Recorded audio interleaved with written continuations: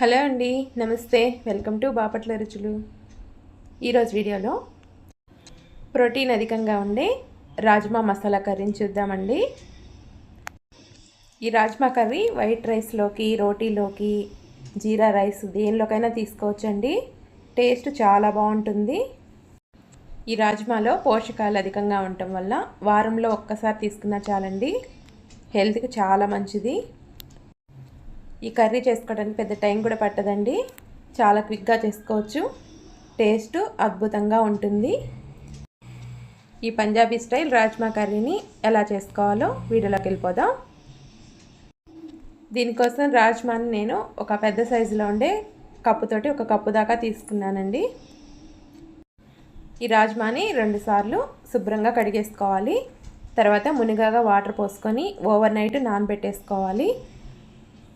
ఇలాగా నానిన రాజ్మాని కుక్కర్లో వేసుకోవాలి. ఇలా మొత్తాన్ని కుక్కర్లో వేసేసుకోండి. తర్వాత దీనిలోకి 1 స్పూన్ దాకా సాల్ట్ వేసుకుంటున్నాను.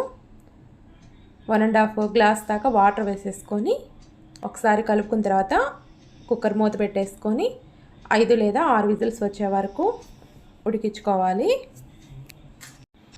తర్వాత దీనిలోకి మసాలా కోసం 3 టమాటాలు, ఒక చిన్న అల్లం ముక్క, ఒక 4-5 వెల్లుల్లిపాయలు మెత్తగా మిక్సీ పట్టేసుకోండి. తర్వాత ఒక కడాయి ఒకటి పెట్టేసుకొని 3 స్పూన్స్ ఆయిల్ వేసుకోవాలి. ఒక దాల్చిన చెక్క, 2 లవంగాలు, ఒక యాలకులు, బిర్యానీ ఆకు, షాజీరా 1 స్పూన్ దాకా వేసుకొని అవి కొంచెం ఫ్రై అయిన తర్వాత 2 ఉల్లిపాయలని సన్నగా కట్ చేసుకొని ఆ ఉల్లిపాయలు కూడా వేసుకొని ఫ్రై చేసుకోవాలి. తర్వాత ఇందులోనే కొంచెం కరివేపాకు, ఒక 4-5 పచ్చిమిర్చిని సన్నగా చీల్చుకొని అవి కూడా వేసుకోవాలి. వీటిని కూడా కొంచెం ఫ్రై చేసుకోవాలి. ఇవి కొంచెం ఫ్రై అయిన తర్వాత టమాటా పేస్ట్ మొత్తాన్ని పోపులో వేసుకోవాలి. ఈ టమాటా పేస్ట్ వేసాక కలుపుకుంటూ ఫ్రై చేసుకోవాలి. ఫ్లేము మీడియం ఫ్లేమ్లో పెట్టుకోండి. తర్వాత దీనిలోకి కారం టేస్ట్కి తగ్గట్టు వేసుకోండి. 1.5 స్పూన్ దాకా వేసాను. ఒక 1/2 స్పూన్ పసుపు, 1/2 స్పూన్ దాకా ఉప్పు వేసుకోవాలి. 1 స్పూన్ దాకా ధనియా జీలకర్ర పౌడరు, అవి 1 స్పూన్ దాకా వేసుకోండి.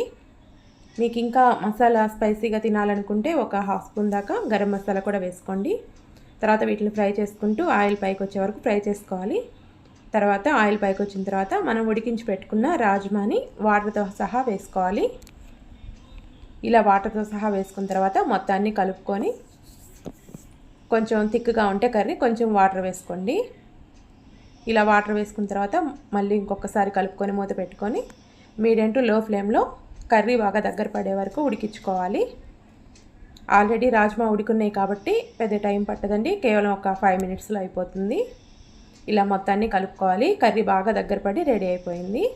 ఇప్పుడు కొంచెం కొత్తిమీర వేసేసుకొని కలుపుకుంటే ఎంతో టేస్టీగా ఉండే రాజ్మా కర్రీ రెడీ అయిపోయినట్లే అండి. ఈ రాజ్మా కర్రీ దేనిలోకి తీసుకున్నా కానీ టేస్ట్ చాలా బాగుంటుందండి. ఇంకా ప్రోటీన్ అధికంగా ఉండటం వల్ల హెల్త్కి కూడా చాలా మంచిది. ఎదిగే పిల్లలకైనా, పెద్దవాళ్ళకైనా, చిన్నవాళ్ళకైనా కానీ ఎవరికైనా కానీ హెల్త్కి చాలా మంచిది. ఈ రాజ్మా కర్రీ రోటీలోకి, ప్లెయిన్ రైస్లోకి, బిర్యానీ, జీరా రైస్ దేనిలోకైనా తీసుకోవచ్చండి. దేనిలోకైనా కానీ సెట్ అయిపోతుంది.